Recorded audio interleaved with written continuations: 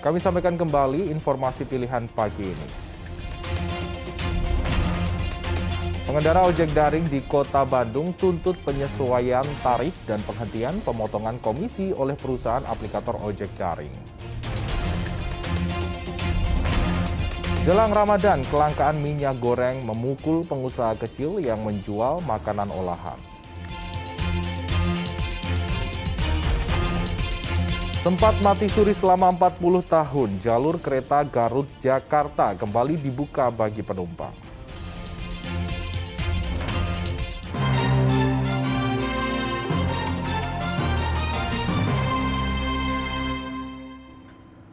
Jelang bulan puasa, sejumlah komoditas pangan mulai dari daging sapi, daging ayam, hingga sayuran di Purwakarta dan Sumedang terus meningkat.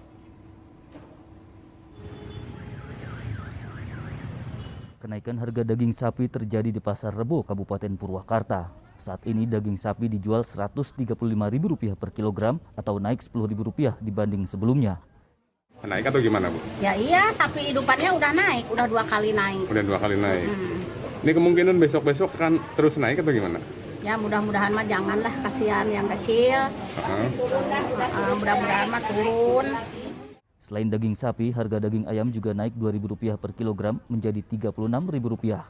Hal ini seiring meningkatnya kebutuhan daging sapi dan ayam untuk acara selamatan munggahan yang menjadi tradisi masyarakat di Purwakarta jelang bulan Ramadan. Di Pasar Impres Kabupaten Sumedang, harga cabai domba menembus Rp60.000 per kilogram. Kenaikan harga juga terjadi pada bawang merah, bawang putih, dan daging ayam. Bawang merah dan bawang putih naik dari Rp28.000 menjadi Rp32.000 per kilogram. Harga daging ayam juga ikut naik Rp2.000 menjadi Rp40.000 per kilogram. Kenaikan harga diperkirakan terus terjadi mendekati bulan Ramadan. Zainal Arifin dan Agun Gunawan melaporkan dari Purwakarta dan Sumedang. Ratusan nelayan di Kabupaten Indramayu sulit mendapatkan solar untuk melaut.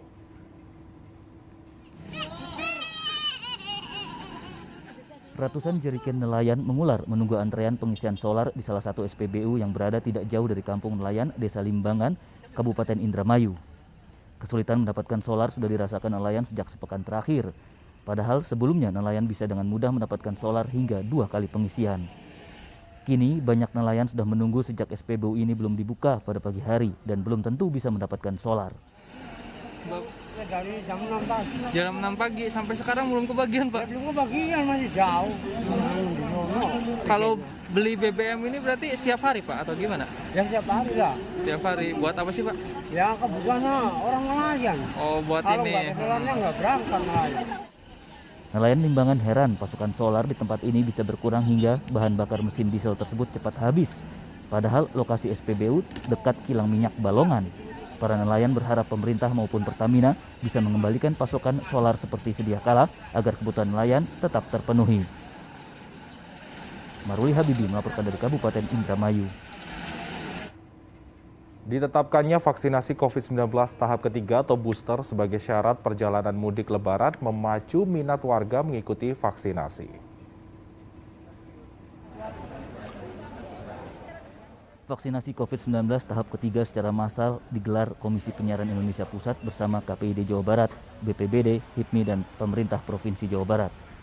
Digelar selama 2 hari dengan target 4.000 dosis per hari untuk memperingati Hari Penyiaran Nasional ke-89.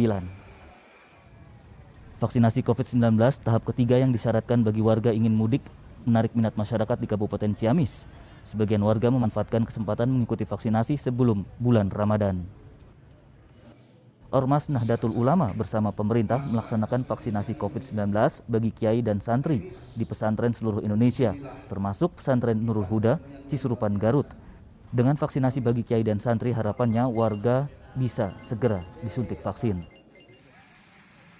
Vaksinasi COVID-19 juga berlaku sebagai syarat penerima bantuan langsung tunai atau BLT di Desa Pinayungan, Kecamatan Teluk Jambe Timur, Kabupaten Karawang. Warga penerima bantuan yang belum disuntik vaksin diarahkan mengikuti vaksinasi di posko di tempat pencairan dana BLT. 2.000 warga mengikuti vaksinasi COVID-19 di Pusat Pendidikan Intelijen atau Pusdik Intel Polri, Kabupaten Bandung. Mayoritas peserta menjalani vaksinasi tahap ketiga atau booster. Ditetapkannya vaksinasi tahap ketiga sebagai syarat perjalanan mudik Lebaran mendorong warga mengikuti vaksinasi. Vaksinasi COVID-19 juga dilakukan pemerintah Kabupaten Cirebon. Gerai vaksinasi menerima pendaftaran suntikan dosis kedua dan booster.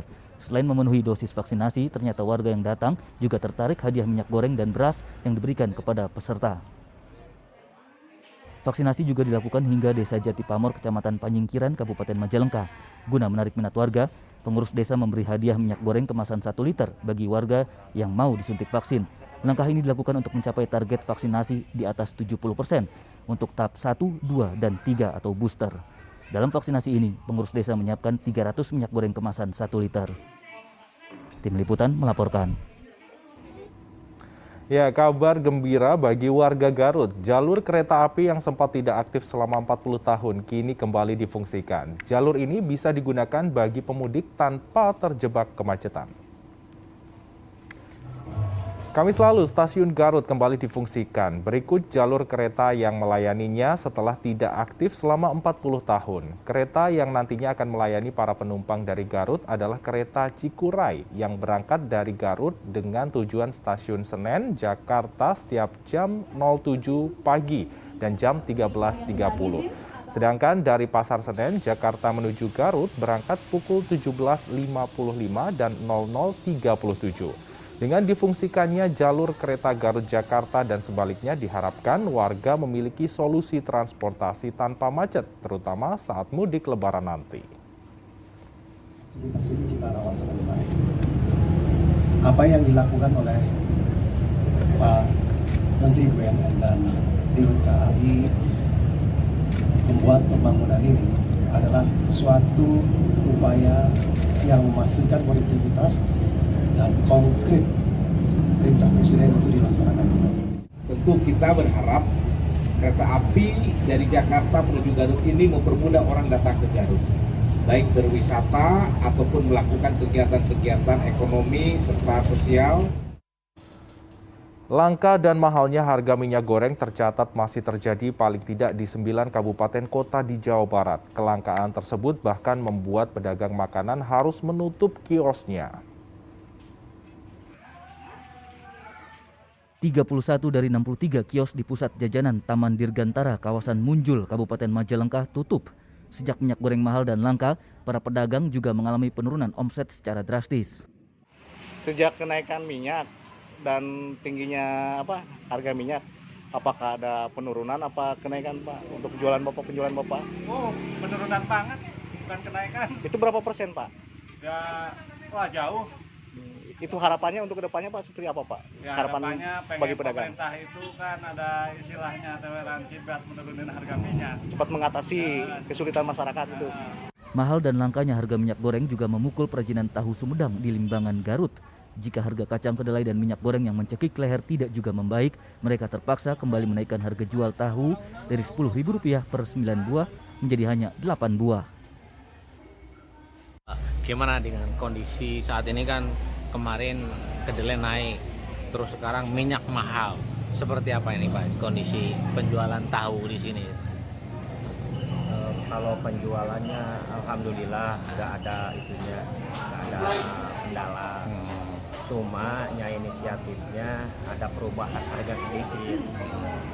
Jadi yang biasanya jual itu 10.010 sekarang jadi 10.009. Oh gitu. Warga yang antre panjang untuk membeli minyak goreng curah di Pasar Panyingkiran, Kabupaten Sumedang, sebagian harus kecewa. Sudah antre selama 4 jam demi mendapatkan minyak goreng curah seharga Rp16.000 per kilogram.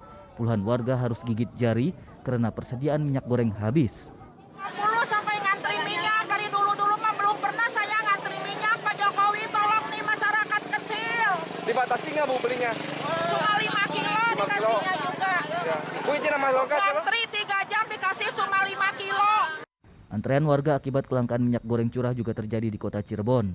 Ratusan warga antre di distributor minyak goreng curah kawasan Derajat, Kecamatan Kesambi. Warga kota dan Kabupaten Cirebon antre sejak pagi. Mereka yang antre adalah pedagang pasar dan warung kecil yang sulit mendapatkan pasokan sejak harga eceran tertinggi minyak goreng kemasan dicabut oleh pemerintah. Distributor yang biasanya menerima 8-9 tangki per hari, kini hanya menerima 2 tangki atau 16 ton. Di kota Cimahi, minyak goreng curah menghilang dari pasar tradisional, sehingga warga terpaksa harus antre di salah satu agen minyak goreng terbesar di Jalan Setia Manah. Pembelian dibatasi hanya 10 liter per orang, dan tidak semua bisa terlayani karena persediaan habis. Di kota Tasikmalaya, minyak goreng curah semakin langka. Warga harus antre sejak subuh sebelum agen buka jika ingin mendapatkan minyak goreng. Harganya semakin mahal mencapai Rp19.000 per kilogram di tingkat agen. Kondisi ini memukul usaha kecil menengah yang membutuhkan minyak goreng sebagai salah satu bahan baku. Ratusan warga pada Jumat silam berebut kupon dan antre membeli minyak goreng curah pada distributor di Jalan Cimanggu, Tanah Sereal, Kota Bogor. Aparat Polsek Tanah Sereal membantu pembagian kupon yang bisa ditukarkan untuk membeli minyak goreng keesokan harinya. Sebagian pembeli yang juga pedagang kelontong gigit jari karena gagal mendapatkan kupon. Tidak hanya minyak goreng curah, minyak goreng kemasan yang dijual pada sebuah operasi pasar di samping markas Polsek Cisaat, Kabupaten Sukabumi, diserbu kaum ibu. 3.600 liter minyak goreng kemasan yang disediakan dengan harga Rp14.000 per liter langsung habis. Sedangkan di pasaran, harga minyak goreng kemasan 2 liter mencapai Rp48.000 hingga Rp50.000. Kelangkaan minyak goreng curah dialami juga oleh warga Ciamis. Minyak goreng curah hilang dari pasaran. Pedagang atau agen minyak yang biasa menjual minyak goreng curah tidak mendapatkan pasokan. Sedangkan minyak goreng kemasan harganya sangat mahal, mencapai Rp25.000 per liter.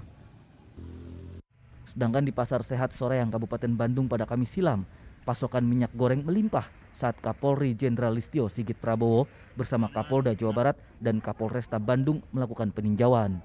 Persediaan minyak goreng curah dipasok dari sebuah truk tangki untuk dijual ke masyarakat. Tim Liputan melaporkan. TV Anjen masih kena tabung. Gara-gara ganti ku TV digital. Sekedap deui siaran TV analog atau TV jadul bakal dieureunkeun ku pamarentah. Salah sahiji tujuanna pikeun ngaronjatkeun internet. Lamun dibandingkeun negara-negara lain, gancangna internet di Indonesia teh masih laun pisan. Hayu urang ngalih ka TV digital, sebab seueur pisan kauntunganna. Sinyalna stabil, suantena langkung jernih, janten moal aya deui sireum dina TV. Teras anjeun tiasa oge ningali jadwal tayangan jeung diatur oge tayangan sesuai ku batasan yuswa. Ejeung urang ge bakal meunang paringatan mun aya bencana di sabuderan urang. Wih, mantap pisan pan. Tapi patorasana kedah mayar atanapi henteu sih? Kedah atuh siaran TV digital ieu teu kedah ngangge kuota. Tur teu butuh biaya bulanan alias haratis. Nah, pasoalana pikeun narima siaran digital tecekap ngangge antena UHF anu biasa urang angge. Urang kedah nanggihan alat anu namina set-top box. Sangkan siaran digital biasa ditarima secara sampurna. Tapi ulah hawatos, Kominfo rencana bakal ngabagikeun STB haratis ke masyarakat kalawan keayaan anu tangtu. Bisa wae anjeun anu menang. Nah, pikeun anjeun anu teu acan apal tipina digital atawa analog, cobian cek heula geura aya pilihan DTV teu. Aya tulisan HD teu digigireun channelna. Lamun aya hartosna TV anjeun parantos TV digital. Pikeun anjeun anu hoyong meser TV anyar pastikeun kan ngajualna tos digital atanapi teu acan. Oke, sebab anjeun kedah terang. Dan informasi tadi mengakhiri jumpa kita pagi ini. Bersama rekan yang bertugas, saya Freddy Cahya mengucapkan terima kasih atas kebersamaan Anda. Selamat pagi, selamat beraktivitas, dan sampai jumpa.